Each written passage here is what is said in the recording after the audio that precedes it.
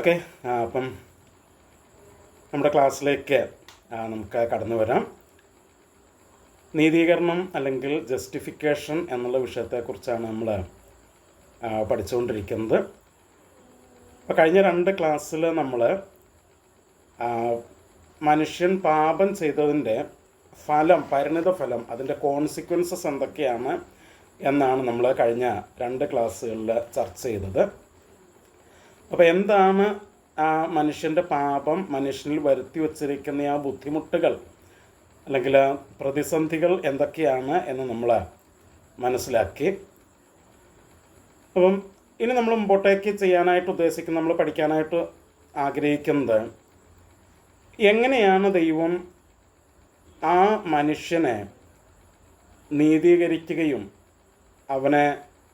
അവൻ്റെ ജീവിതത്തിൽ മാറ്റങ്ങൾ വരുത്തുകയുമൊക്കെ ചെയ്തത് എങ്ങനെയാണ് എന്നാണ് നമ്മൾ പഠിക്കാനായിട്ട് പോകുന്നത്. അപ്പം നീതീകരണം അല്ലെങ്കിൽ ജസ്റ്റിഫിക്കേഷൻ എന്നുള്ള വാക്ക് ബൈബിളിൽ, പ്രത്യേകിച്ച് പുതിയ നിയമത്തിൽ ഒത്തിരി പ്രാവശ്യം ആവർത്തിച്ച് പറഞ്ഞിട്ടുള്ളൊരു വാക്കാത്. പ്രത്യേകിച്ച് ആ വാക്ക് ഏറ്റവും കൂടുതൽ ഉപയോഗിച്ചിരിക്കുന്ന എനിക്ക് തോന്നുന്നു റോമാലേഖനത്തിലായിരിക്കും എന്നാണ് എനിക്ക് തോന്നുന്നത്. കാരണം ആ റോമാലേഖനത്തിൻ്റെ ഏറ്റവും പ്രധാനപ്പെട്ട തീം തന്നെ ജസ്റ്റിഫിക്കേഷൻ ബൈ ഫെയ്ത്ത്, വിശ്വാസത്താലുള്ള നീതീകരണം എന്നുള്ളതാണ്. അപ്പം ആ നീതീകരണം അല്ലെങ്കിൽ ജസ്റ്റിഫിക്കേഷൻ എന്നുള്ള ആ ദൈവം ചെയ്ത ആ പ്രവൃത്തി, അല്ലെങ്കിൽ അതിനെക്കുറിച്ച് നമ്മൾ പഠിക്കുമ്പോൾ എന്താണ് നീതീകരണം, അല്ലെങ്കിൽ നീതീകരിക്കുക, അല്ലെങ്കിൽ ജസ്റ്റിഫൈ ചെയ്യുക എന്ന് പറയുമ്പോൾ എന്താണ് ബൈബിൾ ഉദ്ദേശിക്കുന്നത് എന്ന് നമ്മൾ മനസ്സിലാക്കണം. സാധാരണ നമ്മുടെ സംസാര ഭാഷയിൽ നമ്മൾ ജസ്റ്റിഫൈ ചെയ്യുക അല്ലെങ്കിൽ നീതീകരിക്കുക എന്നൊക്കെ പറയുമ്പം നമ്മൾ ഉദ്ദേശിക്കുന്നത് എന്താണെന്ന് വെച്ച് കഴിഞ്ഞാൽ, നമ്മൾ ആരെയാണോ, ചിലപ്പം 99% നമ്മൾ നമ്മളെ തന്നെയാണ് ജസ്റ്റിഫൈ ചെയ്യാനായിട്ട് ശ്രമിക്കാറുള്ളത്. അപ്പോൾ നമ്മളെന്താ ചെയ്യുന്നതെന്ന് വെച്ച് കഴിഞ്ഞാൽ, നമ്മൾ തെറ്റ് ചെയ്തിട്ടില്ല എന്ന് സ്ഥാപിക്കാനായിട്ട്, വാദിച്ച് സ്ഥാപിക്കാനായിട്ട് ശ്രമിക്കുന്നതിനെയാണ് സാധാരണ നമ്മുടെ സംസാര ഭാഷയിൽ നമ്മൾ ജസ്റ്റിഫൈ ചെയ്യുക എന്നുള്ളതുകൊണ്ട് ഉദ്ദേശിക്കുന്നത്. അതായത് മറ്റാരെങ്കിലും എൻ്റെ മുകളിലൊരു തെറ്റ്, ഒരു കുറ്റം ആരോപിച്ചു കഴിഞ്ഞാൽ ഞാനങ്ങനെ ചെയ്തിട്ടില്ല എന്ന് ഞാൻ ആർഗ്യുമെൻറ്റ്സ് നിരത്തി വാദിച്ച് ഞാൻ സ്ഥാപിക്കുകയാണ് ഞാനങ്ങനെ ചെയ്തിട്ടില്ല എന്നുള്ളത്. അപ്പം ഓപ്പോസിറ്റ് നിൽക്കുന്നയാൾ അയാൾ അംഗീകരിക്കുമോ അത് എന്നുള്ളത് നമുക്ക് ഉറപ്പില്ല. അല്ലെങ്കിൽ ഇപ്പം മറ്റൊരാളെയാണെങ്കിലും നമ്മൾ ജസ്റ്റിഫൈ ചെയ്യുന്നു എന്ന് പറയുമ്പോൾ അത് തന്നെയാണ് നമ്മൾ ഉദ്ദേശിക്കുന്നത്. അയാൾ തെറ്റൊന്നും ചെയ്തിട്ടില്ല എന്ന് നമ്മൾ ആർഗ്യൂ ചെയ്ത് സ്ഥാപിക്കുന്നു. അതാണ് സാധാരണ നടക്കാറുള്ളത്. പക്ഷേ ബൈബിളിനകത്ത് ജസ്റ്റിഫിക്കേഷൻ അല്ലെങ്കിൽ ജസ്റ്റിഫൈ അല്ലെങ്കിൽ നീതീകരിക്കുക എന്നുള്ള പദം ഉപയോഗിച്ചിരിക്കുന്നത് ആ ഒരു രീതിക്കല്ല എന്ന് നമ്മൾ ആദ്യം മനസ്സിലാക്കണം. അപ്പം ശരിക്കും പറഞ്ഞാൽ ബൈബിളിൽ നീതീകരണം അല്ലെങ്കിൽ ജസ്റ്റിഫിക്കേഷൻ എന്നുള്ള വാക്ക് ഉപയോഗിച്ചിരിക്കുന്നത് ഇറ്റ്സ് എ ഡിക്ലറേഷൻ, അതൊരു പ്രഖ്യാപനമാണത്. വാദിച്ച് സ്ഥാപിക്കുന്ന ഒരു പരിപാടിയല്ല പുതിയ നിയമത്തിലെ നീതീകരണം എന്ന് പറയുന്നത്. ഇറ്റ്സ് മിയർ എ ഡിക്ലറേഷൻ, ഒരു പ്രഖ്യാപനം മാത്രമാണത്. പ്രഖ്യാപിക്കുകയാണ്. എന്താ പ്രഖ്യാപിക്കുന്നത്? ഇവൻ നീതിമാനാണ് എന്ന് പ്രഖ്യാപിക്കുകയാണ്. അല്ലെങ്കിൽ അതൊരു വേർഡിക്റ്റാണത്, ഒരു ജഡ്ജ്മെൻ്റ് ആണത്. ഓക്കെ. അപ്പം എന്താണ് ഇവിടെ സംഭവിക്കുന്നതെന്ന് വെച്ച് കഴിഞ്ഞാൽ, ന്യായാധിപൻ പ്രഖ്യാപിക്കുകയാണ് തൻ്റെ മുമ്പിൽ കുറ്റത്തിൽ പിടിച്ചു കൊണ്ടുവന്ന് നിർത്തിയിരിക്കുന്ന ആ കൺവിക്റ്റഡ് ആയിട്ടുള്ള, ആ കുറ്റവാളിയായിട്ടുള്ള അയാൾ കുറ്റക്കാരനല്ല, അയാൾ നീതിമാനാണ് എന്ന് ആ ജഡ്ജ് ഡിക്ലെയർ ചെയ്യുന്ന പരിപാടിക്കാണ് ബൈബിളിൽ നമ്മൾ നീതീകരണം എന്ന് പറയുന്നതുകൊണ്ട് ഉദ്ദേശിക്കുന്നത്. സോ ദ ബിബ്ലിക്കൽ ജസ്റ്റിഫിക്കേഷൻ എന്ന് പറയുന്നത് ഇറ്റ്സ് എ ഫോറൻസിക് ആക്ട്, അല്ലെങ്കിൽ ഒരു ലീഗൽ ആക്റ്റാണത്. നിയമപരമായിട്ടുള്ളൊരു നടപടിക്രമമാണത്. അപ്പം അത് നമ്മൾ കൃത്യമായിട്ട് മനസ്സിലാക്കിയിരിക്കണം. അപ്പോൾ എന്താണ് ജസ്റ്റിഫൈ ചെയ്യുക, എന്താണ് നീതീകരിക്കുക എന്ന് ചോദിച്ചാൽ നമ്മൾ പറയുന്നത് കുറ്റത്തിൽ അല്ലെങ്കിൽ തെറ്റിൽ പിടിക്കപ്പെട്ട തൻ്റെ മുമ്പിൽ കൊണ്ടുവന്ന് നിർത്തിയിരിക്കുന്ന വ്യക്തിയെ ഇവൻ നീതിമാനാണ് എന്ന് ഡിക്ലെയർ ചെയ്യുന്നതാണത്. ഇപ്പോൾ നമ്മൾ നേരത്തെ നമ്മൾ പഠിച്ച ക്ലാസ്സുകളിൽ നമ്മൾ പറഞ്ഞിരുന്നു, സിൻ അല്ലെങ്കിൽ പാപം എന്ന് പറയുന്നത് ഒരു യൂണിവേഴ്സൽ ഇഷ്യൂ ആണത്. എല്ലാ മനുഷ്യരിലും ഉള്ള ഒരു ഇഷ്യൂ ആണത്. എല്ലാ മനുഷ്യരും പാപം ചെയ്തിരിക്കുന്നു എന്നാണ് നമ്മൾ പറഞ്ഞത്. അപ്പം എല്ലാവരും തെറ്റുകാരാണ്. മാത്രമല്ല ആ പാപത്തിൻ്റെ ഫലമായിട്ട് ഉള്ള ആ പ്രോബ്ലംസ് എന്തൊക്കെയാണെന്നുള്ളത് നമ്മൾ ഡിസ്കസ് ചെയ്തു. അപ്പം ഈ പ്രോബ്ലംസ് ഫേസ് ചെയ്യുന്ന, തൻ്റെ തെറ്റ് കാരണം, തൻ്റെ പാപം കാരണം ഈ പ്രോബ്ലംസ് ഫേസ് ചെയ്യുന്ന ഈ മനുഷ്യനെ ദൈവത്തിൻ്റെ കോർട്ടിൽ, ദൈവത്തിൻ്റെ കോടതിയിൽ അവിടുത്തെ ന്യായാധിപനായിട്ടുള്ള, ജഡ്ജായിട്ടുള്ള ദൈവം പ്രഖ്യാപിക്കുകയാണ്, he is innocent, he is just, അവൻ നീതിമാനാണ് എന്നെന്ത് ചെയ്യാണ്, പ്രഖ്യാപിക്കുകയാണ്. സത്യത്തിൽ തെളിവില്ലാത്തത് കൊണ്ടല്ല പ്രഖ്യാപിക്കുന്നത്. നമ്മൾ തെറ്റ് ചെയ്തിട്ടുണ്ട് എന്ന് നമുക്കും അറിയാം, ദൈവത്തിനും അറിയാം. പക്ഷേ ആ അറിവുള്ളപ്പോൾ തന്നെ ദൈവം എന്ത് ചെയ്യാണ്, നമ്മളെ നീതിമാന്മാരായിട്ട് പ്രഖ്യാപിക്കുകയാണ്. അതാണ് നീതീകരണം എന്ന് പറയുന്നത്. അപ്പോൾ ജസ്റ്റിഫിക്കേഷൻ എന്താണെന്ന് ചോദിച്ചാൽ നമ്മൾ പറയും, it is an act of God whereby he pronounces a sinner to be righteous. അപ്പം നീതീകരണം എന്ന് പറയുന്നത് പാപിയായ ഒരു മനുഷ്യൻ നീതിമാനാണ് എന്ന് ഉള്ള ദൈവത്തിൻ്റെ പ്രഖ്യാപനമാണത്. So it is an act of God, ദൈവത്തിൻ്റെ ഒരു പ്രഖ്യാപനമാണത്. ഒരിക്കലും ഒരു മനുഷ്യന് മറ്റൊരാളെ ദൈവത്തിൻ്റെ മുമ്പിൽ നീതീകരിക്കാനായിട്ട് കഴിയില്ല. സോ ഗോഡ് ഹിംസെൽഫ് ഡിക്ലെയർസ്, അതാണ് നമ്മളിവിടെ മനസ്സിലാക്കുന്നത്.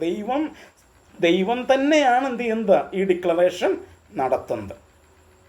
അപ്പം എന്തിൻ്റെ അടിസ്ഥാനത്തിലാണ് ദൈവം ഈ ഡിക്ലറേഷൻ നടത്തുന്നത്, ഈ പ്രഖ്യാപനം നടത്തുന്നത് എന്ന് ചോദിച്ചാൽ നമ്മൾ പറയും, because of the sinners faith in Christ. ക്രിസ്തുവിലുള്ള വിശ്വാസം. ഈ പാപിയായ തെറ്റുകാരനായ മനുഷ്യൻ അവൻ ക്രിസ്തുവിൽ വിശ്വസിക്കുന്നു. തൻ്റെ ആ ക്രിസ്തുവിലുള്ള വിശ്വാസത്തിൻ്റെ അടിസ്ഥാനത്തിലാണ് ദൈവം എന്ത് ചെയ്യുന്നത്, അവനെ നീതിമാനായിട്ട് പ്രഖ്യാപിക്കുന്നത്. ഒരു വാക്യം ഞാൻ നിങ്ങളുടെ ശ്രദ്ധയിലേക്ക് കൊണ്ടുവരാം. റോമാലേഖനം 5-ാം അധ്യായത്തിൻ്റെ 1-ാം വാക്യം നമ്മൾ വായിക്കുമ്പോൾ, റോമൻസ് ചാപ്റ്റർ 5 വേഴ്സ് 1 നമ്മൾ വായിക്കുന്നത് എങ്ങനെയാണ്, വിശ്വാസത്താൽ നീതീകരിക്കപ്പെട്ടിട്ട് നമ്മുടെ കർത്താവായ യേശുക്രിസ്തു മൂലം നമുക്ക് ദൈവത്തോട് സമാധാനമുണ്ട്. അപ്പോൾ അവിടെ പറയുന്നത് we are justified by faith. വിശ്വാസത്താലാണ് നമ്മൾ എന്ത് ചെയ്തത്, നീതീകരിക്കപ്പെട്ടത്. ആരിലുള്ള വിശ്വാസത്താൽ? ക്രിസ്തുവിലുള്ള വിശ്വാസത്താൽ. അപ്പം എല്ലാവരും പാപികളാണ്. നമുക്കാർക്കും നമ്മുടെ പ്രവൃത്തി കൊണ്ട് പാപത്തിൽ നിന്ന് രക്ഷപ്പെടാനായിട്ട് കഴിയില്ല. നമ്മളത് നേരത്തെ പ്രൂവ് ചെയ്താണ്. കാരണം ഒന്നിൽ തെറ്റിയാൽ സകലത്തിലും തെറ്റിയതുപോലെ എന്നുള്ളതാണ് ദൈവിക പ്രമാണം. അപ്പം അതുകൊണ്ട് നമ്മുടെ പ്രവൃത്തികൾ കൊണ്ട് നമുക്ക് നീതീകരിക്കപ്പെടാനായിട്ട് കഴിയില്ല. അപ്പോൾ പിന്നെ നമ്മൾ എന്ത് ചെയ്തു? നമ്മൾ പാപികളാണ്, തെറ്റുകാരാണെന്ന് മനസ്സിലാക്കി കഴിഞ്ഞപ്പോൾ നമ്മൾ യേശുവിൽ വിശ്വസിച്ചു. വിശ്വസിക്കുക എന്നുള്ള വാക്കിൻ്റെ ശരിയായിട്ടുള്ള അർത്ഥം ആശ്രയിക്കുക എന്നാണ്. ഡിപ്പെൻഡിങ് ഓൺ, ട്രസ്റ്റിങ് ഓൺ, അതതിൻ്റെ അർത്ഥം. അപ്പോൾ യേശുവിൽ നമ്മൾ ആശ്രയിച്ചു. എന്തിന്? നമ്മുടെ ഈ കുറ്റത്തിൽ നിന്ന്, ഈ തെറ്റിൽ നിന്ന്, നമ്മുടെ ആ പാപത്തിൻ്റെ ഫലങ്ങളിൽ നിന്ന് വിടുവിക്കപ്പെടാനായിട്ട് നമ്മൾ യേശുവിൽ എന്ത് ചെയ്തു? ആശ്രയിച്ചു. അപ്പോൾ യേശുവിൽ ആശ്രയിച്ചപ്പോൾ, നമ്മുടെ യേശുവിലെ ആശ്രയത്തിൻ്റെ അടിസ്ഥാനത്തിൽ ദൈവം പാപിയായ നമ്മെ നീതിമാനായിട്ട് എന്ത് ചെയ്തു? പ്രഖ്യാപിച്ചു. ഇതാണ് നീതീകരണം എന്ന് പറയുന്നത്. ഇവിടെ നമ്മൾ ഒരു കാര്യം വ്യക്തമായിട്ട് മനസ്സിലാക്കിയിരിക്കണം. അതായത് നീതീകരണം എന്ന് പറയുന്നത് ദൈവത്തിൻ്റെ ഒരു പ്രഖ്യാപനം മാത്രമാണ്. It's mere A declaration of God. അല്ലാതെ എന്താണ്, ഈ പാപിയായ മനുഷ്യൻ്റെ ഉള്ളിൽ പ്രത്യേകിച്ച് മാറ്റങ്ങളൊന്നും അവിടെ സംഭവിക്കുന്നില്ല. ദൈവം പ്രഖ്യാപിക്കുന്നു ഇവൻ നീതിമാനാണ് എന്ന് പ്രഖ്യാപിക്കുന്നു എന്നല്ലാതെ അവൻ്റെ ഉള്ളിലോ അവൻ്റെ സ്വഭാവത്തിലോ അവൻ്റെ ജീവിത രീതിയിലോ ഒന്നും ഒരു മാറ്റവും എന്ത് ചെയ്യുന്നില്ല, സംഭവിക്കുന്നില്ല. Practically he remains as A Sinner it self. അപ്പം അവൻ്റെ പ്രവൃത്തിയിൽ അവൻ പാപിയായിട്ട് തന്നെയാണ് കാണപ്പെടുന്നത്. പക്ഷെ ദൈവം എന്ത് ചെയ്തു? അവനെ നീതിമാനായിട്ട് ഡിക്ലെയർ ചെയ്തു. എന്തിൻ്റെ അടിസ്ഥാനത്തിൽ? അവൻ്റെ പ്രവൃത്തിയുടെ അടിസ്ഥാനത്തിലല്ല, യേശുവിൽ അവൻ ആശ്രയിച്ചതിൻ്റെ അടിസ്ഥാനത്തിൽ. അപ്പോൾ പ്രവൃത്തിയിലാണ് നമ്മൾ ആശ്രയിക്കുന്നതെങ്കിൽ, നീതീകരണത്തിനായിട്ട് പ്രവൃത്തിയിൽ നമ്മൾ ആശ്രയിക്കുകയാണെങ്കിൽ നമുക്ക് നീതീകരിക്കപ്പെടാനായിട്ട് ഒരിക്കലും എന്ത് ചെയ്യില്ല? കഴിയില്ല. കാരണം ഈവൻ ദൈവം നമ്മെ നീതീകരിച്ച് കഴിയുമ്പോഴും നമ്മുടെ പ്രാക്ടിക്കൽ ലൈഫിൽ നമ്മൾ ആര് തന്നെയാണ്? പാപികൾ തന്നെയാണ്. നമ്മൾ പാപം ചെയ്യുന്നവർ തന്നെ ആണ് എന്നുള്ളത് നമ്മൾ മനസ്സിലാക്കണം.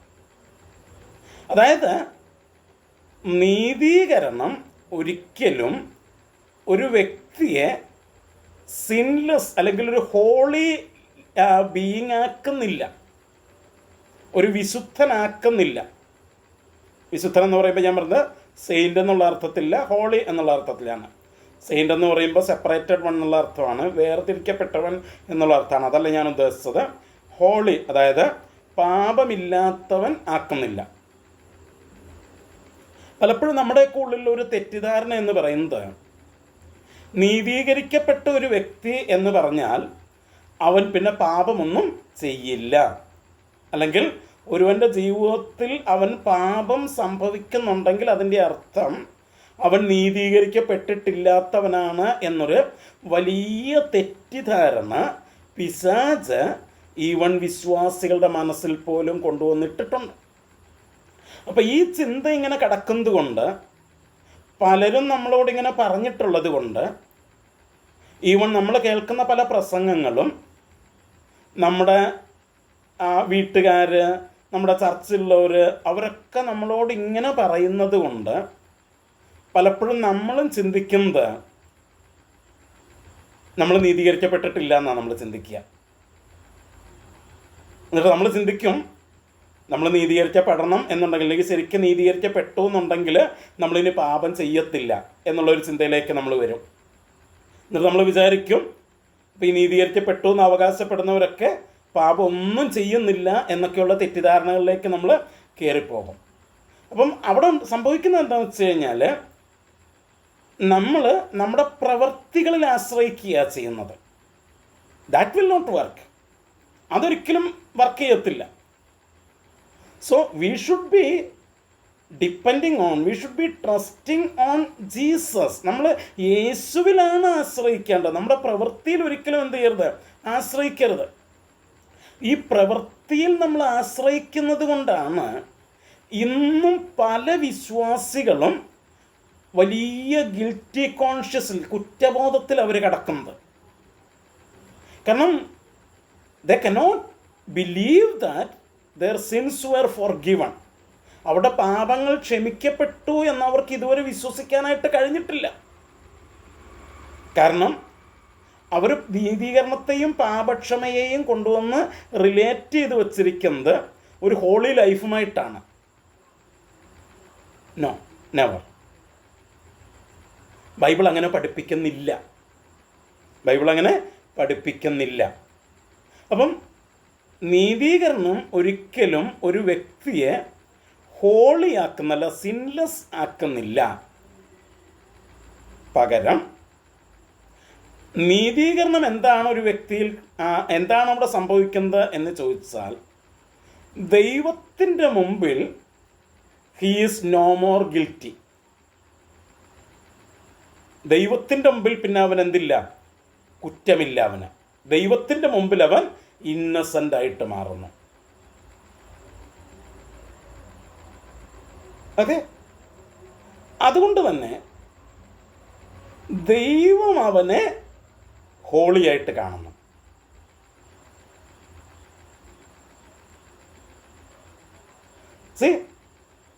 നമ്മുടെ പ്രവൃത്തി നമ്മൾ നോക്കുമ്പോൾ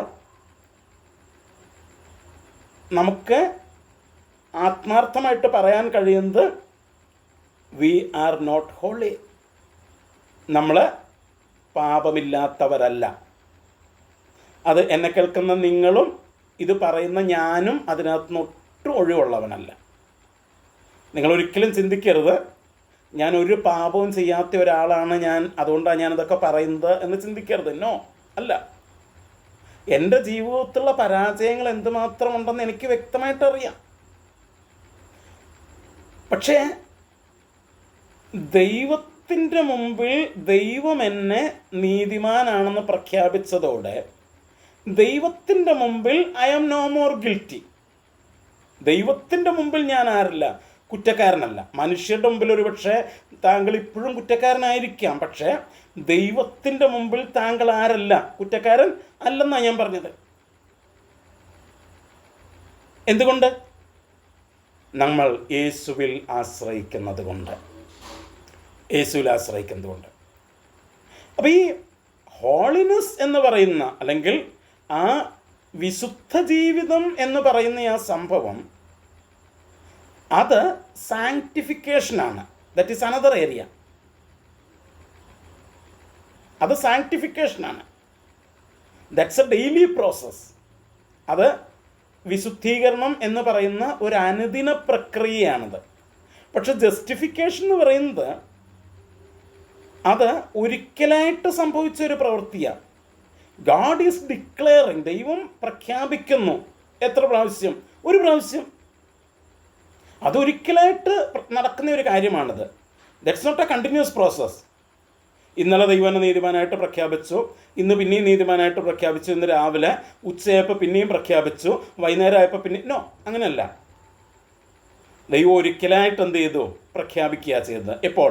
ഞാൻ യേശുവിൽ ആശ്രയിച്ചപ്പോൾ, യേശുവിൽ വിശ്വസിച്ചപ്പോൾ.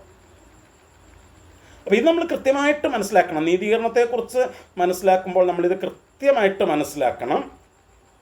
നീതീകരണം എന്ന് പറയുന്നത് ഒരു ഹോളി ലൈഫ് അല്ല.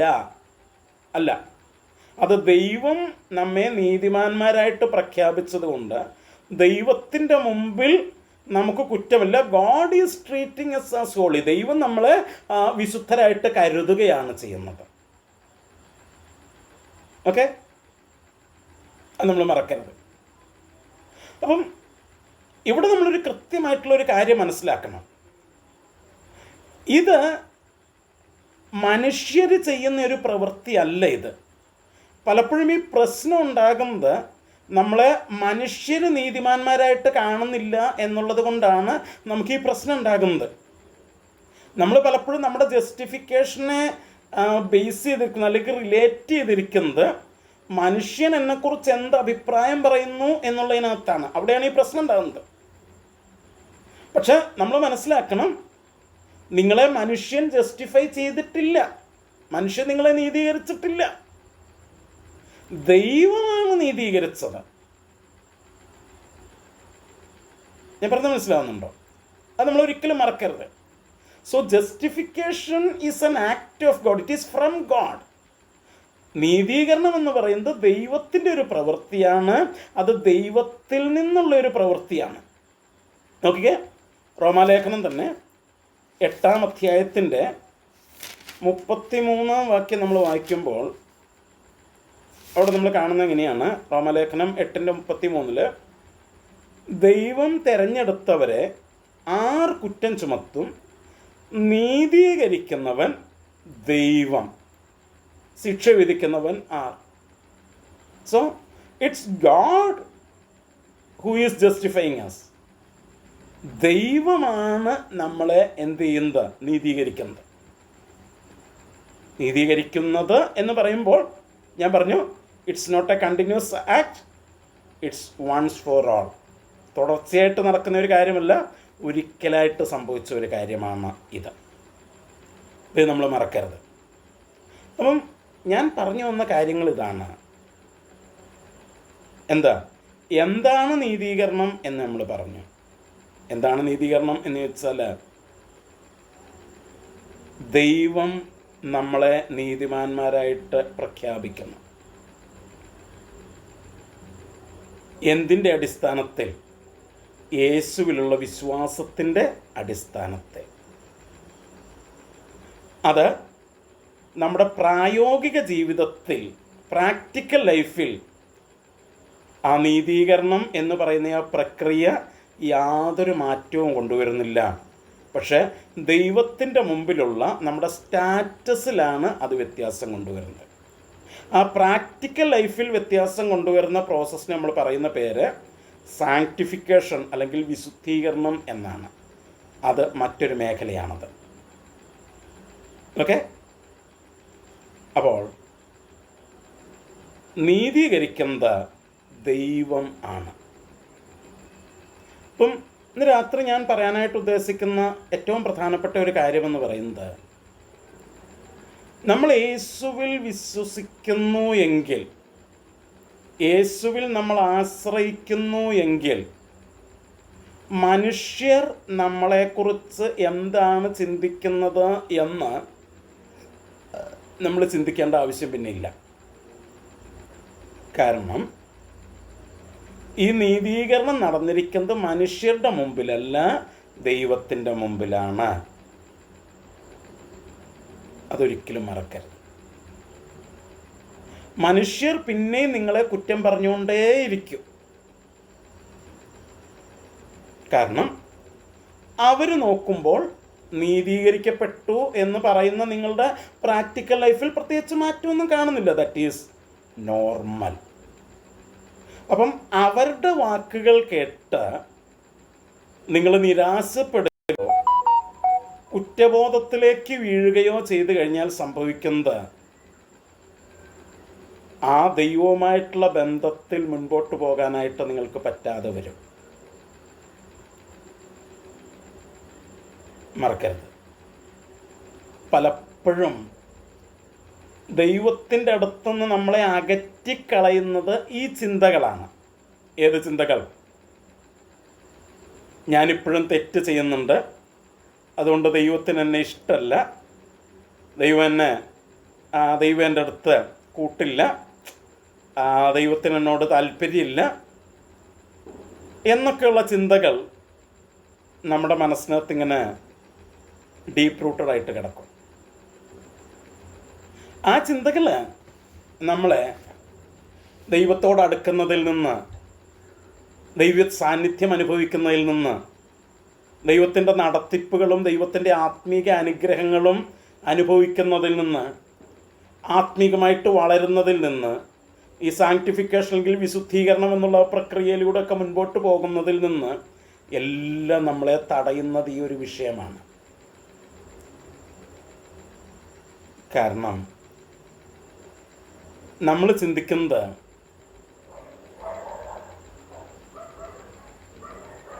മനുഷ്യരുടെ മുമ്പിൽ ഒരു നീതീകരണമാണ് നമ്മൾ ചിന്തിക്കുന്നത്. ഒരിക്കലും നിങ്ങൾക്ക് മനുഷ്യരുടെ മുമ്പിൽ നിങ്ങളെ 100% നീതീകരിക്കാനായിട്ട് കഴിയില്ല. ദൈവത്തിൻ്റെ മുമ്പിലും നിങ്ങൾക്ക് കഴിയില്ല. അതുകൊണ്ട് ദൈവം തന്നെ നിങ്ങളെ നീതിമാന്മാരെന്ന് പ്രഖ്യാപിച്ചു. എന്തിൻ്റെ അടിസ്ഥാനത്തിൽ? യേശുവിലുള്ള നിങ്ങളുടെ വിശ്വാസത്തിൻ്റെ, ആശ്രയത്തിൻ്റെ അടിസ്ഥാനത്തിൽ. അതുകൊണ്ട് യേശുവിൽ വിശ്വസിക്കുന്നവരാണ് നമ്മളെങ്കിൽ ഇനിയും ഭയപ്പെടേണ്ട ആവശ്യമില്ല. ഭയപ്പെടേണ്ട ആവശ്യമില്ല. അതുകൊണ്ടാണ് ഗലാത്യ ലേഖനത്തിൽ ഒരു വാക്യം എൻ്റെ മനസ്സിനകത്തേക്ക് വരുന്നു. അതുകൂടെ വായിച്ചിട്ട് ഞാൻ ഈ ക്ലാസ് ഇവിടെ അവസാനിപ്പിക്കാം. അതായത് ഗലാത്യ ലേഖനം എന്താണ്? ഒരു മിനിറ്റ്, ഞാൻ ആ വാക്യം ഒന്ന് എടുക്കട്ടെ.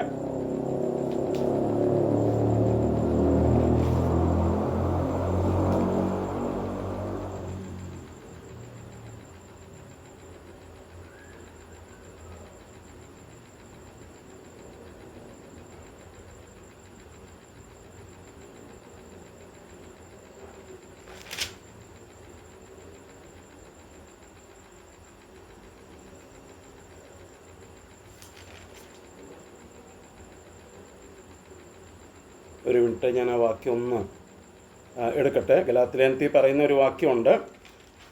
നിങ്ങൾ പിന്നെയും ഭയപ്പെടേണ്ടതിന് അവൻ ദാസ്യത്വത്തിൻ്റെ ആത്മാവിനെ അല്ല നിങ്ങൾക്ക് നൽകിയിരിക്കുന്നത്, അബ്ബാ പിതാവേ എന്ന് വിളിക്കുന്ന സ്വപുത്രൻ്റെ ആത്മാവിനെ അത്ര നൽകിയിരിക്കുന്നത് എന്ന് ഒരു വാക്യം ഉണ്ട്. അപ്പം ആ വാക്യം പറയുന്നത് നിങ്ങൾ പിന്നെയും ഭയപ്പെടേണ്ടതിന്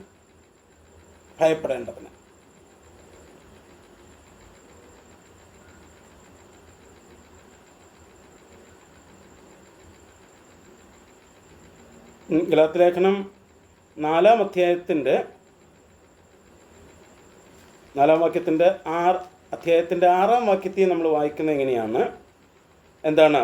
നിങ്ങൾ മക്കളാകൊണ്ട് അബ്ബാ പിതാവേ എന്ന് വിളിക്കുന്ന സ്വപുത്രൻ്റെ ആത്മാവിനെ നിങ്ങളുടെ ഹൃദയങ്ങളിൽ അയച്ചു. സ്വപുത്രൻ്റെ ആത്മാവിനെ നിങ്ങളുടെ ഹൃദയങ്ങളിൽ അയച്ചു എന്ന് നമ്മൾ വായിക്കുന്നു. ഓക്കെ, അപ്പം നമ്മൾ ഇനി ആരല്ല? ദാസന്മാരല്ല ഭയപ്പെടേണ്ടതിന്, പിന്നെ ദൈവത്തിൻ്റെ മക്കളാണ്. അപ്പം ഇത് നമ്മൾ മനസ്സിലാക്കണം. ദൈവത്തിൻ്റെ ആത്മാവിൽ നമുക്ക് നൽകിയിരിക്കുന്നത് നാം അവൻ്റെ മക്കളായി തീർന്നത് കൊണ്ട്. ഞാൻ പറഞ്ഞു വന്നത്, ഈ ഒരു ഭയപ്പെടേണ്ട ആവശ്യം നമുക്കിനി ഇല്ല. കാരണം മനുഷ്യരുടെ മുമ്പിൽ നാം നീതീകരിക്കപ്പെട്ടിട്ടില്ലെങ്കിലും ദൈവത്തിൻ്റെ മുമ്പിൽ നമ്മൾ എന്ത് ചെയ്യപ്പെട്ടിരിക്കുന്നു? നീതീകരിക്കപ്പെട്ടിരിക്കുന്നു എന്ന് ബൈബിള് നമ്മളോട് പറയുകയാണ്. ഓക്കെ, അപ്പം നമ്മൾ ആ കുറ്റബോധത്തിൽ നിന്ന്, നമ്മുടെ മനസ്സിനെ കാർന്ന് തിന്നുന്ന ആ കുറ്റബോധത്തിൽ നിന്ന് നമ്മൾ വിടുവിക്കപ്പെട്ട, രക്ഷപ്പെട്ട, ദൈവം നമുക്ക് വച്ചിരിക്കുന്ന ആത്മീക അനുഗ്രഹങ്ങൾ മുഴുവൻ അനുഭവിക്കത്തക്ക രീതിയിൽ ദൈവം നമ്മുടെ ജീവിതത്തിൽ ചെയ്യുന്നൊരു പ്രക്രിയയാണ്, ഒരു പ്രവൃത്തിയാണെന്ത് ഈ നീതീകരണം എന്ന് പറയുന്നത്. ഓക്കെ, ഞാനിന്നിവിടെ അവസാനിപ്പിക്കുകയാണ്. ഈ നീതീകരണം എന്നുള്ള വിഷയത്തിൻ്റെ ബിബ്ലിക്കൽ ബേസിസ് നമ്മൾ കുറച്ചുകൂടെ വിശദമായിട്ട് നമ്മൾ ചിന്തിക്കും. അടുത്ത ക്ലാസ്സിൽ നമ്മൾ അത് കുറച്ചുകൂടെ വിശദമായിട്ട് ചിന്തിക്കും. അപ്പം ഇന്ന് രാത്രിയിൽ നമ്മളെല്ലാവരെയും ദൈവം ധാരാളമായിട്ട് അനുഗ്രഹിക്കട്ടെ. ഈ ദൈവത്തിൻ്റെ വചനം നമ്മുടെ ജീവിതത്തിൽ അനുഗ്രഹത്തിനും സന്തോഷത്തിനും കാരണമായി തീരട്ടെ. ദൈവത്തോട് കൂടുതൽ അടുക്കാനായിട്ടും ദൈവത്തെ കൂടുതൽ അറിയാനായിട്ടും ദൈവം നൽകുന്ന ആത്മീക അനുഗ്രഹങ്ങൾ സന്തോഷത്തോടെ അനുഭവിക്കാനായിട്ടും ഈ ക്ലാസ്സുകൾ മുഖാന്തരമാകട്ടെ എന്ന് പ്രാർത്ഥിക്കുന്നു. ദൈവം നമ്മെല്ലാവരെയും ധാരാളമായിട്ട് അനുഗ്രഹിക്കട്ടെ.